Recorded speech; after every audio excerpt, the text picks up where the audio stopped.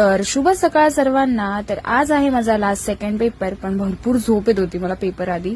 तर मी कॉलेजमध्ये पोहोचली फायनली। खराब झाला माझा पेपर असं मला तरी वाटतं, आणि मला खूप सोपा जाणार आहे, मला तरी असं वाटतंय।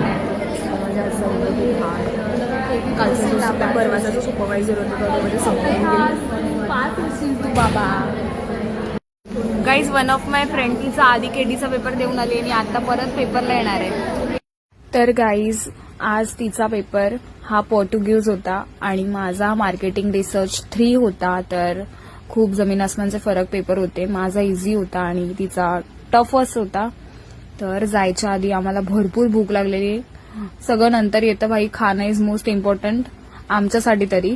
तर मस्त खाल्लं। आज काय नाही होणार आहे आमचं, काय नाही होणार आहे गाईज। पेपर आमचे झालेले आहेत, लास्ट सेकंड पेपर पण आमचा झालाय। मनस्वीचा पेपर बोलायला चांगला गेलाय। Again the craving moods on. Guys, just झोपून उठली आहे आणि मम्मा बघा माझी मला मच्छी आणायला घेऊन चालली।